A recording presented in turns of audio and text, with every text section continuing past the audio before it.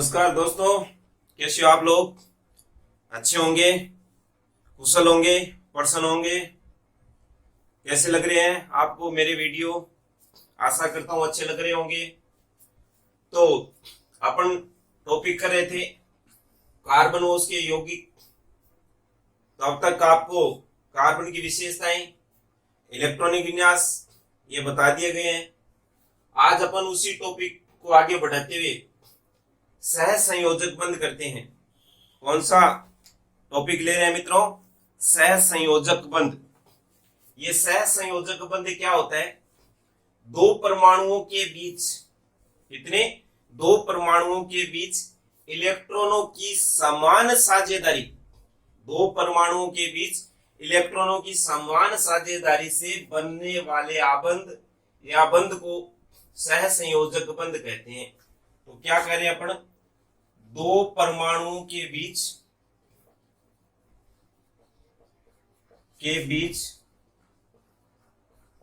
इलेक्ट्रॉनों की समान साझेदारी। दो परमाणुओं के बीच इलेक्ट्रॉनों की समान साझेदारी से बनने वाले बंध को सह संयोजक बंध कहते हैं। जैसे H2O2 व N2 जैसे यौगिक बनते हैं। ये कैसे बनते हैं? इनमें सह संयोजी बंध पाया जाता है। तो अपन हाइड्रोजन, ऑक्सीजन और नाइट्रोजन का बनना सीखेंगे। सबसे पहले अपन हाइड्रोजन जैसे यौगिक है उसका निर्माण कैसे होता है। तो सह संयोजी बंध तीन प्रकार के होते हैं: एकल बंध, द्विबंध और त्रिबंध। सिंगल बॉन्ड, डबल बॉन्ड और ट्रिपल बॉन्ड। तो अपन ये H2O2 N2 के उदाहरण से अपन सह संयोजक बंध, एकल बंध, द्विबंध और त्रिबंध, इनके बीच में ये भी कैसे बनते हैं ये भी अपन साथ में सीखेंगे। साथ में इस सह संयोजक बंध को सीखते ही अपन इनकी इलेक्ट्रॉन बिंदु संरचना का भी साथ में अध्ययन करेंगे। तो अपन सबसे पहले हाइड्रोजन की बात करते हैं। हाइड्रोजन का परमाणु क्रमांक कितना होता है? 1 होता है। और इसका इलेक्ट्रॉनिक विन्यास कितना होता है? 1s1 होता है। तो देखिए H और H, इस हाइड्रोजन के पास इलेक्ट्रॉन कितने हैं? 1। इस इलेक्ट्रॉन को अपन इस ऐसे दर्शाते हैं। इसके पास भी कितने? ये। तो इसको स्थायित्व प्राप्त करने के लिए इस हाइड्रोजन को 1 इलेक्ट्रॉन की आवश्यकता होती है। तो ये इलेक्ट्रॉन को ये ले लेता है। अब इस हाइड्रोजन की आवश्यकता है तो इसने ऐसे ग्रहण कर लिया। तो दोनों परमाणुओं के बीच समान इलेक्ट्रॉनों की साझेदारी हुई है। और साझेदारी से जो बंध बनता है, अपन बात करें या HH या H2, तो साझेदारी से जो बंध बना उसी को अपन क्या कहते हैं? सह संयोजक बंध। दूसरा अपन उदाहरण लेते हैं O2 का।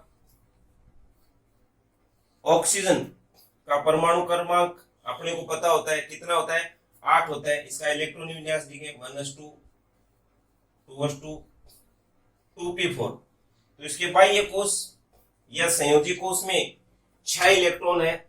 अब इसको अष्टक पूरा करने के लिए कितने इलेक्ट्रॉन की आवश्यकता होती है? 2 इलेक्ट्रॉन की आवश्यकता होती है। तो देखिए O, ऑक्सीजन का परमाणु, इसके संयोजी कोश में जितने इलेक्ट्रॉन है 6 है। अब इसको बंध बनाने के लिए 2 इलेक्ट्रॉन की आवश्यकता होती है। तो इसके 6 इलेक्ट्रॉन को अपन व्यवस्थित करते हैं, 4 ये 6। इसी प्रकार इस ऑक्सीजन के, अब ये देखिए इसके 8 हो गए, 1 2 3 4 5 6 7 8। इसी प्रकार ये देखिए, तो इनमें इलेक्ट्रॉनों की साझेदारी तो हुई है, लेकिन कितने इलेक्ट्रॉन की? 2 इलेक्ट्रॉन युग्म की। तो अपन इसी को यूं दर्शा सकते हैं O या O2। ठीक है भाई। अब इसी प्रकार N2 का बनना अपन सीखेंगे। नाइट्रोजन का इलेक्ट्रॉन विन्यास होता है 1s2 2s2 2p3। तो इसके बाह्य कोश या संयोजी कोश में कितने इलेक्ट्रॉन है? 5 इलेक्ट्रॉन है, इसका अष्टक बनने के लिए इसके 3 इलेक्ट्रॉन की आवश्यकता होगी। तो अपन इसकी बिंदु संरचना बना के देखते हैं। एन, ये 3 इलेक्ट्रॉन अपन ऐसे व्यवस्थित करते हैं, ऐसे, ये देखिए।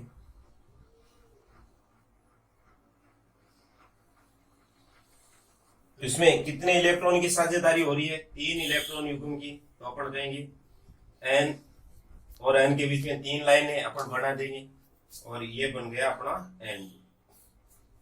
अब देखिए हमने कहा H2O2 और N2 का बनना सीखा है। तो H2 को आप देखिए, H2 का जब निर्माण हो रहा है तो इसमें 2 इलेक्ट्रॉन की साझेदारी हो रही है, अर्थात अपन कह रहे हैं 1 इलेक्ट्रॉन युग्म की साझेदारी हो रही है। O2 का बनना देख रहे हैं अपन, इसमें 2 इलेक्ट्रॉन युग्म की साझेदारी हो रही है और N2 में 3 इलेक्ट्रॉन युग्म की साझेदारी हो रही है। तो अपन कह सकते हैं कि सहसंयोजक बंध 3 प्रकार के होते हैं, एकल बंध,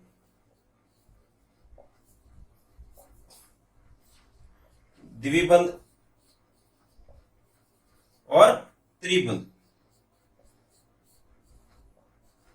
ये देखिए मित्रों, सहसंयोजक बंध कितने प्रकार के? 3 प्रकार के, एकल बंध, द्विबंध और त्रिबंध। एक बार फिर याद कीजिए, हमने क्या कहा था? सहसंयोजक बंध क्या होते हैं? 2 परमाणुओं के बीच इलेक्ट्रॉनों की समान साझेदारी से जो बंध बनते हैं उनको सहसंयोजक बंध कहते हैं। ये सहसंयोजक बंध कितने प्रकार के? 3 प्रकार के, एकल बंध, द्विबंध और त्रिबंध।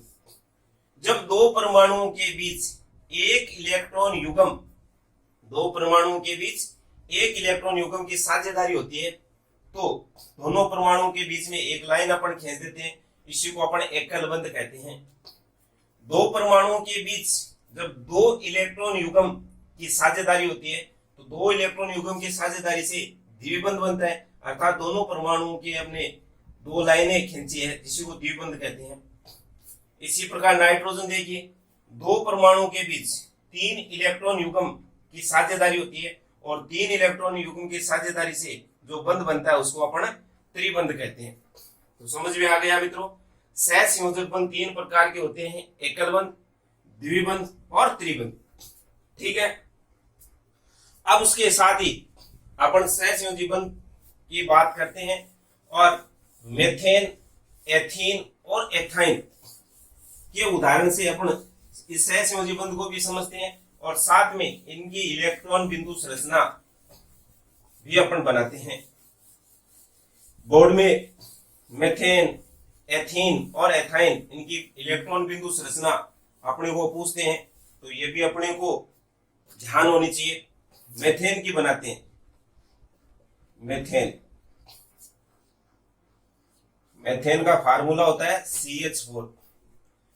तो इसमें कौन कौन से परमाणु है? एक तो कार्बन है और एक हाइड्रोजन है। अपन दोनों का इलेक्ट्रॉनिक विन्यास देखते हैं।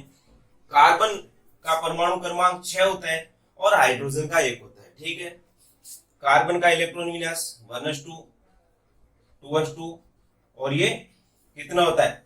2p2 होता है, ये 2p2 और हाइड्रोजन का 1s1। अब देखिए, कार्बन के संयोजी कोष में 4 इलेक्ट्रॉन है। कितने? 4 इलेक्ट्रॉन। इसको अष्टक बनाने के लिए अर्थात स्थायित्व प्राप्त करने के लिए 4 इलेक्ट्रॉन की और आवश्यकता होगी। इसी प्रकार हाइड्रोजन का जो संयोजी कोष होता है वो 1 इलेक्ट्रॉन का होता है, तो इसे अष्टक बनाने के लिए इसका अष्टक 2 इलेक्ट्रॉन का होता है। तो स्थायी विन्यास इसका 2 इलेक्ट्रॉन का होता है, तो इसको 1 इलेक्ट्रॉन की आवश्यकता होती है। ठीक है भाई, तो ये carbon, hydrogen, hydrogen, hydrogen, hydrogen. ठीक है, इस कार्बन के पास, सॉरी इस हाइड्रोजन के पास कितने इलेक्ट्रॉन है? 1। तो अपन हाइड्रोजन के इलेक्ट्रॉन की स्थिति को यहां दर्शा देते हैं। ठीक है, कार्बन के संयोजी कोष में कितने इलेक्ट्रॉन होते हैं? 4, 1, 2, 3, 4। देखिए मित्रों, इलेक्ट्रॉन का स्थानांतरण या इलेक्ट्रॉनों का साझा हमेशा बाह्य कोष से ही होता है। बाह्य कोष को अपन संयोजी कोष कहते हैं। तो अब इस हाइड्रोजन को देखिए, हाइड्रोजन ने इस कार्बन का 1 इलेक्ट्रॉन ग्रहण कर लिया। यहां देखिए ठीक है। कार्बन, ये कार्बन या हाइड्रोजन के इलेक्ट्रॉन से साझा करके कौन सा बंध बनाया? सहसंयोजी बंध बनाया, सहसंयोजी बंध या सहसंयोजक बंध। तो इसमें देखिए कार्बन और हाइड्रोजन के बीच में देखिए समान इलेक्ट्रॉन की साझेदारी हो रही है, और समान इलेक्ट्रॉन की साझेदारी से जो बंध बनता है उसको अपन सहसंयोजक बंध कहते हैं। इसी को आप इनमें कार्बन और हाइड्रोजन के बीच में कितने बंध, कौन सा बंध पाया जाएगा? एकल बंध। तो कार्बन या हाइड्रोजन अपन उसी प्रकार व्यवस्थित कर लेते हैं। फिर यहाँ एक इलेक्ट्रॉन युग्म की साझेदारी होती है तो एकल बंध, यहाँ भी देखिए एकल बंध, एकल बंध, एकल बंध, ठीक है। या इसी को अपन यूं लिख सकते हैं CH4। तो मेथेन में कौन सा बंध पाया जाता है? सहसंयोजक बंध पाया जाता है, और सहसंयोजक बंध में भी एकल बंध पाया जाता है। और ये अपने को पूछे तो अपने ये इसकी इलेक्ट्रॉन बिंदु संरचना ऐसे बता सकते हैं। कई बार सीधा प्रश्न भी अपने से पूछ लेते हैं, मेथेन की इलेक्ट्रॉन बिंदु संरचना बताइए। आपको पता होना चाहिए दलदल या कीचड़ में जो गैस पाई जाती है उसे मेथेन गैस कहते हैं। इसी को मार्स गैस भी कहते हैं। गोबर गैस का जो प्रमुख घटक होता है गोबर गैस, इस गोबर गैस का प्रमुख घटक जो होता है वो मेथेन ही होता है। ठीक है मित्रों, इतनी बात आपको यहां समझ में आ गई होगी। इसके बाद में अपन उदाहरण करते हैं एथीन का। एथीन, एथीन का फार्मूला क्या होता है? C2H4 ethene. तो कार्बन और हाइड्रोजन के अपने को इलेक्ट्रॉन विन्यास पता है? नहीं है तो फिर एक बार देख लेते हैं 1s2 2s2 2p2 और हाइड्रोजन का 1s1। ठीक है, अब अपन देखते हैं कार्बन के 2 परमाणु है और हाइड्रोजन के 4, तो अपन इस प्रकार से इनको व्यवस्थित कर देते हैं। ठीक है, हाइड्रोजन के पास इलेक्ट्रॉन 1 है संयोजी कोष में, इसको हमने यूं व्यवस्थित कर दिया। ठीक है, इस कार्बन के पास कितने संयोजी कोष में? 4 इलेक्ट्रॉन, 1 2 शेष बचे उनको यहां व्यवस्थित कीजिए। इसी प्रकार इसकी व्यवस्था बढ़ाते हैं 2 3 और 4। ठीक है, अब सबसे पहले अपन आप हाइड्रोजन को देखिए।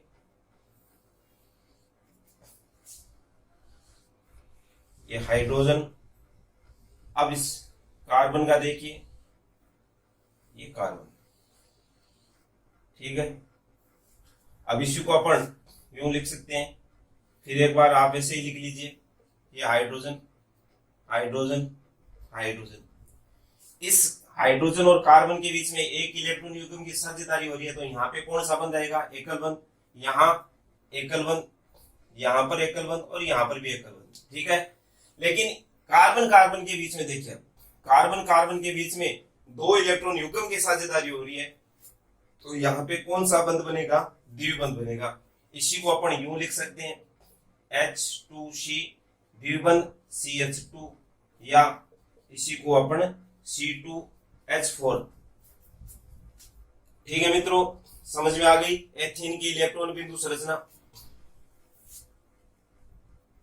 नेक्स्ट अपन करते हैं एथाइन। ये जो 3 इलेक्ट्रॉन बिंदु संरचना बताई जा रही है, ये बोर्ड एग्जाम में बहुत महत्वपूर्ण होती है।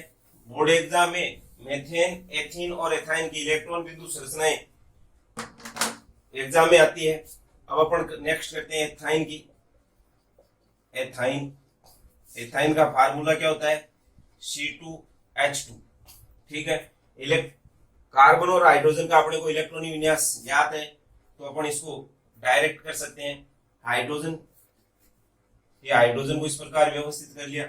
इस हाइड्रोजन के पास इलेक्ट्रॉन सिंगल है, आपको पता है संयोजी कोष में, है ना। इस कार्बन के पास, अब इसकी कार्बन की जो इलेक्ट्रॉन है इस प्रकार व्यवस्थित करते हैं, 1 इसके सामने व्यवस्थित करते हैं और 3 इस प्रकार से व्यवस्थित करते हैं। ठीक है, ऐसे ही अब ये देखिए, ये भी देखिए। ठीक है, समझ में आ रहा होगा। बिल्कुल बिल्कुल सरल और सटीक अपन बात करें, कोई इसमें घुमाव नहीं है। बहुत सरल तरीके से इलेक्ट्रॉन बिंदु संरचना अपन बना रहे हैं। साथ में सहसंयोजी बंध इनमें पाया जाता है, ये आपको बता दिया। या इसी को अपन यूं लिख सकते हैं, ये कार्बन कार्बन, ये हाइड्रोजन, ये हमने इसी प्रकार व्यवस्थित कीजिए। कार्बन और हाइड्रोजन के बीच में कितने इलेक्ट्रॉन युग्म की साझेदारी हो रही है? सिंगल, एक इलेक्ट्रॉन युग्म की। तो इसके बीच में कौन सा बंध आएगा? एकल बंध। यहाँ पे भी एकल बंध। लेकिन यहाँ देखिए मित्रों, इस कार्बन और कार्बन के बीच में कितने इलेक्ट्रॉन युग्म की साझेदारी होती है? 3 हो रही है, 1 2 3।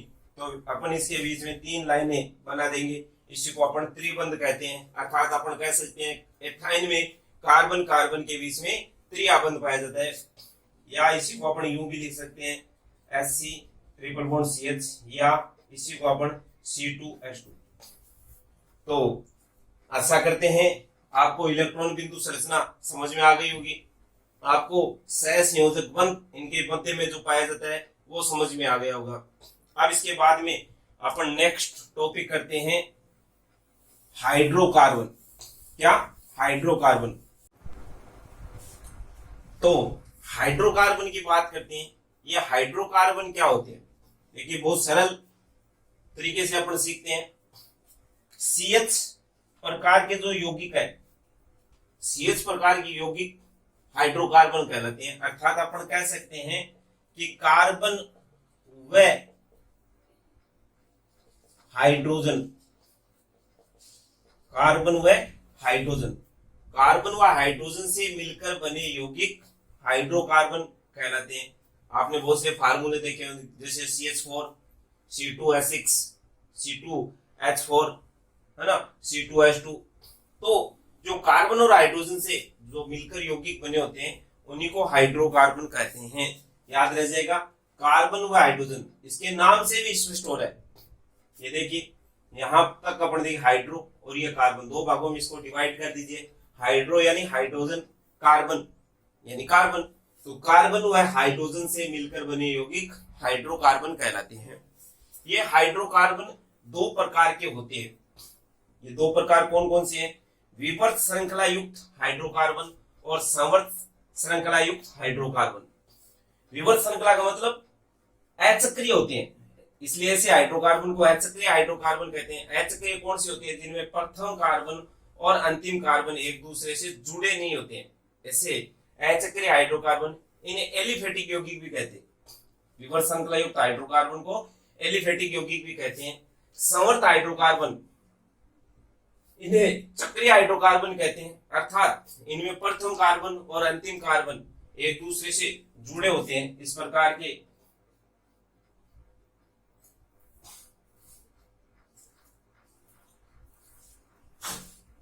तो ऐसे हाइड्रोकार्बन अर्थात वलय युक्त संरचना बनाते हैं, इसे वलय युक्त हाइड्रोकार्बन भी कहते हैं।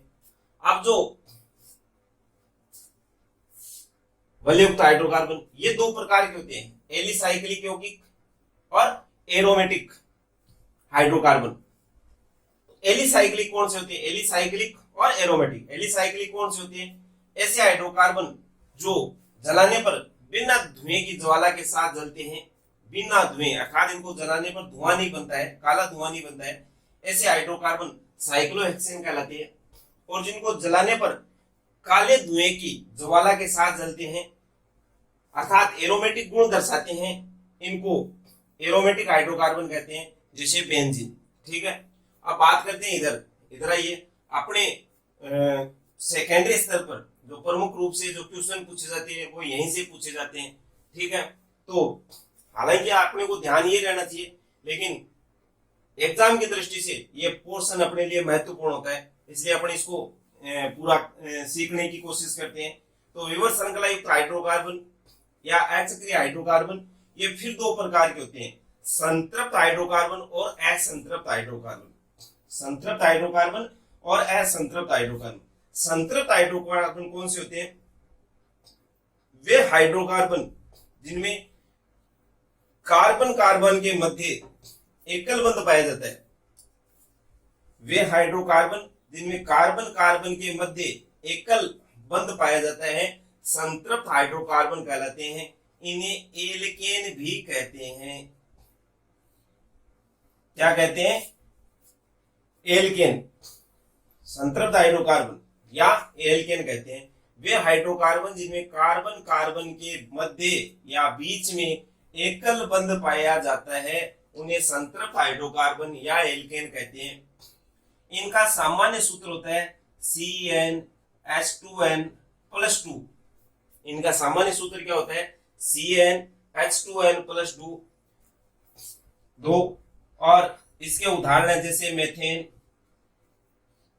Ethane, propane, butane, pentane, hexane. ये एल्केन के उदाहरण होते हैं, अर्थात जिनमें एकल बंध पाया जाता है कार्बन कार्बन के मध्य उन्हें एल्केन या संतृप्त हाइड्रोकार्बन कहते हैं। और एल्केन का सामान्य सूत्र क्या होगा? CnH2n+2। इसके उदाहरण methane, ethane, propane, butane, pentane, hexane. ठीक है,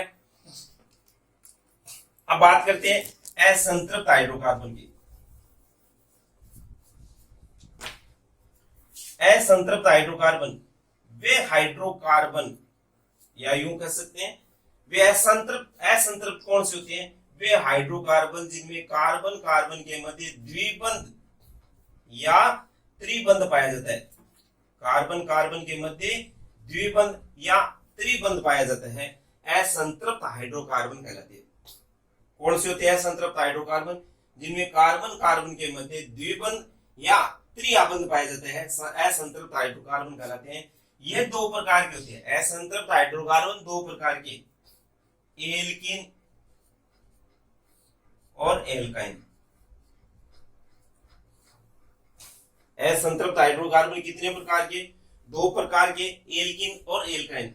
मैं इसको मिटा देता हूं, ये आपके ध्यान में आ गया है, इसलिए एल्कीन और एल्काइन को यहां आपको समझा देता हूं मैं।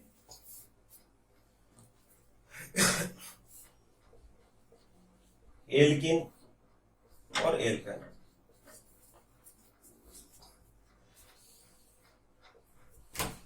ठीक है। एल्कीन कौन से होते हैं? वे असंतृप्त हाइड्रोकार्बन, वे असंतृप्त हाइड्रोकार्बन जिनमें कार्बन कार्बन के मध्य में द्विबंध पाया जाता है, एल्कीन कहलाते हैं। वे असंतृप्त हाइड्रोकार्बन, क्योंकि एल्कीन और एल्काइन किसके प्रकार है मित्रों? असंतृप्त हाइड्रोकार्बन के। तो असंतृप्त हाइड्रोकार्बन कितने प्रकार के? दो प्रकार के, एल्कीन और एल्काइन। तो एल्कीन कौन से होते हैं? वे हाइड्रोकार्बन, या अपन यूं कहें ज्यादा अच्छा होगा कि वे असंतृप्त हाइड्रोकार्बन जिनमें कार्बन कार्बन के मध्य द्विबंध पाया जाता है, एल्कीन कहलाते हैं। और इनका सामान्य सूत्र होता है CnH2n, CnH2n। और इनका अनुलग्न होता है, अनुलग्न वो होता है इन। अब इसके उदाहरण जैसे ethene, propene, butene, pentene, hexene, ये इसके उदाहरण है। अपन एल्केन में भी ध्यान कर लीजिए, एल्केन का जो अनुलग्न होता है वो होता है एन। एल्केन का अनुलग्न क्या होता है? एन, ठीक है। यहां फिर आगे बढ़ते हैं एल्काइन। एल्काइन किसे कहते हैं अपन? वे असंतृप्त हाइड्रोकार्बन जिनमें कार्बन कार्बन के मध्य त्रिबंध पाया जाता है, कार्बन कार्बन के मध्य त्रिबंध पाया जाता है, एल्काइन कहलाते हैं। और इनका सामान्य सूत्र होता है CnH2n-2। इनका जो अनुलग्न होता है वो होता है आइन। और इसके उदाहरण है जैसे एथाइन, प्रोपाइन, ब्यूटेन।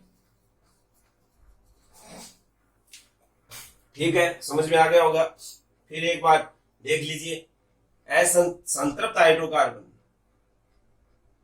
कौन से होते हैं? वे हाइड्रोकार्बन जिनमें कार्बन कार्बन के मध्य एकल बंध पाया जाता है, इन्हें एल्केन भी कहते हैं।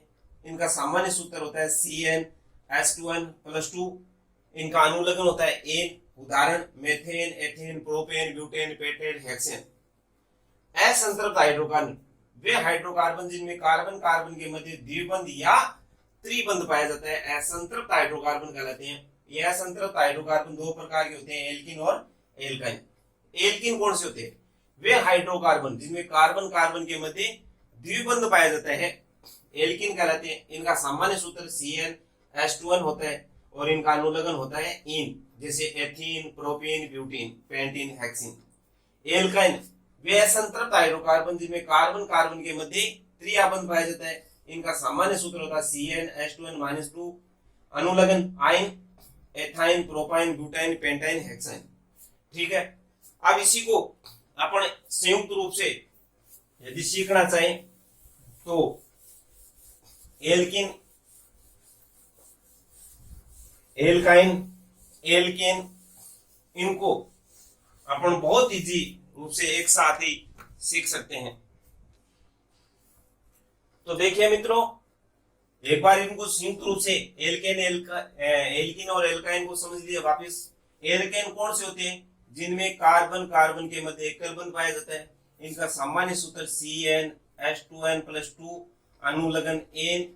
उदाहरण methane, ethane, propane, butane, pentane आदि। एल्किन जिनमें कार्बन कार्बन के बीच में द्विबंध पाया जाता है। इनका सामान्य सूत्र CnH2n, अनुलग्न इन, जैसे ethene, propene, butene, pentene, hexene. Alkyne जिनमें कार्बन कार्बन के बीच में त्रिआबंध पाया जाता है। सामान्य सूत्र CnH2n-2, अनुलग्न आइन। उदाहरण एथाइन, प्रोपाइन, ब्यूटाइन आदि। अब हमने इनमें यहां ये आया है एन, इन और आइन। ये क्या है? अनुलग्न। अनुलग्न कौन से होते हैं? जो नाम के पीछे लगते हैं। अनु यानी पीछे, नाम के पीछे, जैसे methane, meth plus ane, ethene, eth plus ene, ethyne, eth plus yne. तो नाम के पीछे लगने वाले शब्द को अनुलग्न कहते हैं। तो अपने को यह भी अब ध्यान में आना चाहिए कि इनका कोई पूर्व लगन भी होता होगा। पूर्व लगन का मतलब जो नाम के पहले लगता है। तो कार्बन के जो पूर्व लगन है, यहां आपको नेक्स्ट टॉपिक में उसको आगे ये एल्केन, एल्किन, एल्काइन के फार्मूले कैसे बनते हैं, इनका नामकरण कैसे किया जाता है, सूत्र यदि फार्मूला अपने को दिया है तो नाम कैसे करते हैं, और फार्मूला दिया है तो अपन इसका नाम कैसे लिखते हैं, ये सब बात सीखेंगे। लेकिन यहाँ पर आपको थोड़ी सी जानकारी होनी चाहिए, वो क्या है? कार्बन के पूर्व लगन। क्योंकि जब तक आपको कार्बन के पूर्व लगन की जानकारी नहीं होगी तब तक आप इनके नाम न तो बता सकते हैं, नहीं आपके ये पूरी तरह से समझ में आएगा। यदि किसी यौगिक में कार्बन की संख्या 1 है तो इसका पूर्व लगन होता है मेथ। ठीक है, जैसे यहां देखिए आपने, हमने उदाहरण दिए मेथेन, है ना। तो मेथेन का मतलब है इसमें कार्बन की संख्या 1 है, कार्बन की संख्या 2 है, जैसे C ऐसे आ जाए। ठीक है, तो इसका पूर्व लगन होगा एथ। कार्बन 3 है तो प्रोप, कार्बन 4 है तो ब्यूट, कार्बन 5 है तो पेंट, कार्बन 6 है तो हेक्स। इसी प्रकार अपन 7 है तो हेप्ट, 8 है तो ऑक्ट। इस प्रकार इनके पूर्व लगन याद कर सकते हैं।